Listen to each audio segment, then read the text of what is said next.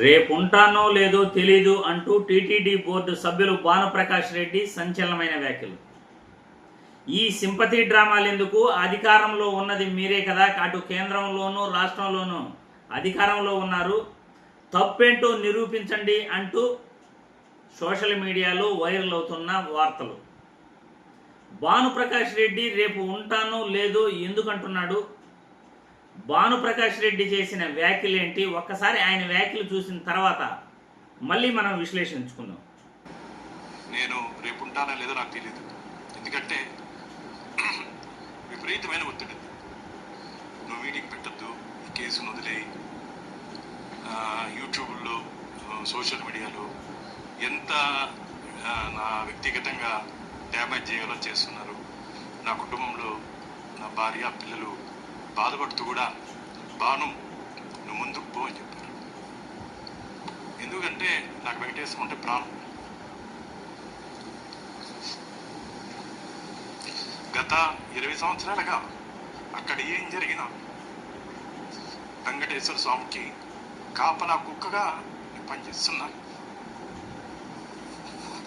చాలా బాధగా ఉంది.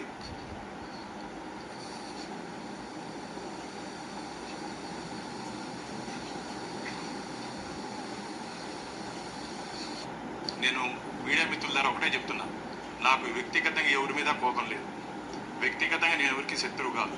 కానీ నాకు వెంకటేశ్వర స్వామి క్షేత్రం పట్ల, అక్కడ జరుగుతున్న అన్యాయాల పట్ల, ఇన్ని కోట్ల మందిలో ఆ స్వామివారు నాకు అవకాశం ఇచ్చాడని చెప్పి నేను భావిస్తూ ఈ పోరాటం చేస్తున్నాను తప్ప నాకు ఎవరి మీద వ్యక్తిగతంగా ద్వేషం లేదు మిత్రులరా.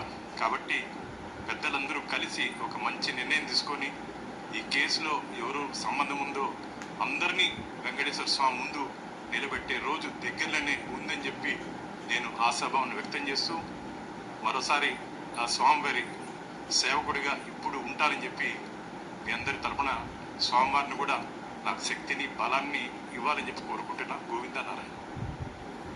చూశారుగా, భానుప్రకాష్ రెడ్డి గారు టీటీడీ బోర్డు సభ్యులు ఆయన ప్రెస్ మీట్లో మాట్లాడుతూ, వెంకటేశ్వర స్వామికి నేను కాపలా కుక్కలాగా ఉంటున్నాను, స్వామి పైన నాకు ఉన్నది అపారమైన భక్తి, రేపు ఉంటానో లేదో తెలీదు అంటూ ఆయన సంచలనమైన వ్యాఖ్యలు చేయటం జరిగింది.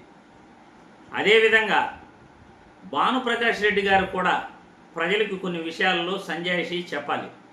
మీరు ఎందుకు కేసులు వేస్తారో, మళ్ళీ ఆ కేసులు ఎందుకు ఉపసంహరించుకుంటారో తిరుపతి వాసులకు ఎవరికి అర్థం కాని ప్రశ్న అది.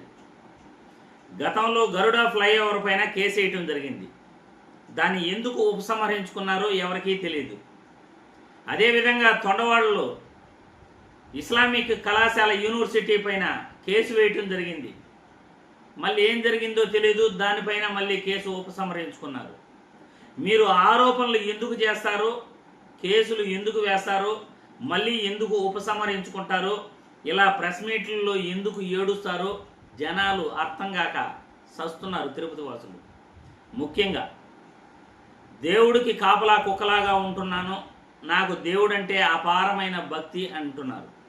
దేవుడి పైన అపారమైన భక్తి ఉండాలి, కానీ రాజకీయం చేయకూడదు. ముందుగా ప్రజలలో ఒక నాయకుడిగా, బీజేపీ నాయకుడిగా మీరున్నారు, నాయకుడిగా ప్రజల విశ్వాసాన్ని పొందాలి. ప్రజలలో వాళ్ళ తిరుపతి వాసులు, ముఖ్యంగా మీరు తిరుపతి వాసు కాబట్టి తిరుపతి ప్రజలు మీ పైన ఎంతమంది నమ్మకం పెట్టుకున్నారు, కనీసం మీరు ఎన్నికల్లో పోటీ చేస్తే మీకు ఎన్ని ఓట్లు పడతాయి, మీ పైన ఎంత విశ్వాసం ఉంది తిరుపతి ప్రజలకి, ఇవన్నీ కూడా మీరు ఆత్మ పరిశీలన చేసుకోవాలి. ఎందుకంటే ఈరోజు మీరు ఆరోపణలు చేశారు. టీటీడీ బోర్డు మాజీ చైర్మన్ కన్నాకర్ రెడ్డి గారి పైన ఆరోపణలు చేయటం జరిగింది, కేసు వేయటం కూడా జరిగింది. ఇప్పుడు అదే టీటీడీ ఉద్యోగి భార్య దగ్గరకు వెళ్ళేసి 5 కోట్లు మీరు డిమాండ్ చేశారు అని సోషల్ మీడియాలో వార్తలు వస్తున్నాయి. నిన్న ప్రెస్ మీట్ ద్వారా వైఎస్ఆర్సీపీ నాయకులు చెప్పడం జరిగింది. ఈ వార్తలకి, ఇటువంటి వార్తలకి మీరు సంజాయిషి చెప్పాలి, ప్రజలకు సంజాయిషి చెప్పాలి. మీరు నిజంగా పరకామణి ఉద్యోగి ఆ రవికుమార్ భార్య దగ్గరకు వెళ్ళేసి 5 కోట్లు మీరు డిమాండ్ చేశారా లేదా? ఒక జర్నలిస్టు మీ పైన ఎందుకు సంచలనమైన ఆరోపణలు చేశారు, ఆయన మాచర్ల శ్రీనివాస్ అనే వ్యక్తి ఎందుకు మీ పైన కథనాలు రాశారు, ఆ ఆరోపణలకు మీ దగ్గర సమాధానం ఉందా లేదా? ఇప్పుడు మీరు ప్రెస్ మీట్లు పెట్టి ఏదో జరిగిపోయింది అని అంటున్నారు కదా. కేంద్రంలో అధికారంలో ఉంది మీరు, రాష్ట్రంలో అధికారంలో ఉన్నది మీరు. కేసును నిరూపించే ప్రయత్నం చేయండి. మళ్ళీ ప్రెస్ మీట్లకు వచ్చి ఏడవటం దేనికి? భానుప్రకాష్ రెడ్డి గారు కేసులో పసుంటే, నిజంగా తప్పు జరిగి ఉంటే మళ్ళీ ప్రెస్ మీట్లకు వచ్చి ఏడవటం దేనికి? ఈ సింపతి డ్రామాలు దేనికి అని సోషల్ మీడియాలో మిమ్మల్ని ప్రశ్నిస్తున్నారు. వాటికి సమాధానం చెప్పండి. మీరు ఎందుకు కేసు వేశారు, ఆ కేసులో దమ్ముందా లేదా? గతంలో మీరు ఎన్ని కేసులు వేశారు, ఆ కేసులను ఎందుకు ఉపసంహరించుకున్నారు?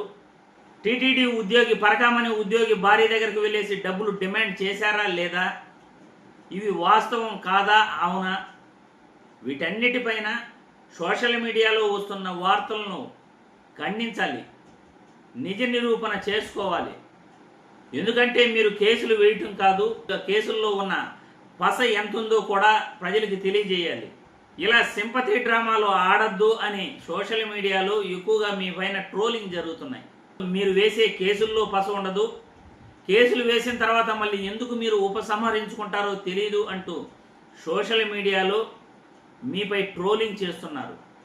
అటువంటి వాటికి సమాధానం చెప్పాలి కానీ ఇలా కన్నీళ్లు పెట్టుకుంటూ మీడియా సమావేశాలు పెట్టడం మంచిది కాదు అని భానుప్రకాష్ రెడ్డి గారికి ఈ వీడియో ద్వారా తెలియజేస్తున్నాను.